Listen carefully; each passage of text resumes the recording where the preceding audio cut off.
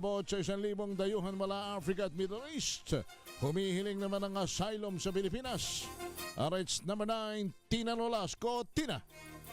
Nasa 1,000 individual nga mula sa Africa at Middle East ang kasalukuyang humihiling ng asylum o proteksyon sa Pilipinas dahil sa nararanasang pag-uusig sa kanilang mga sariling bansa.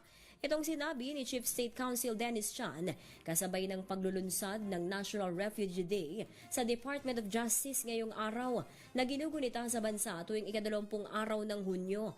Ayon kay Chan, bukod sa mga naturang aplikanteng kasalukuyang pang sinusuri ng Refugees and Stateless Person Protection Unit ng DOJ, una na ang pinagkalooban ng asylum ng Pilipinas ang nasa 1,000 ring refugee nitong mga nakaraang taon.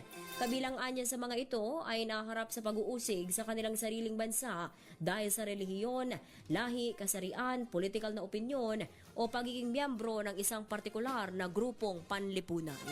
Ito si RH19 na Nolasco para sa DZRH, una sa Pilipinas, una sa Pilipinas.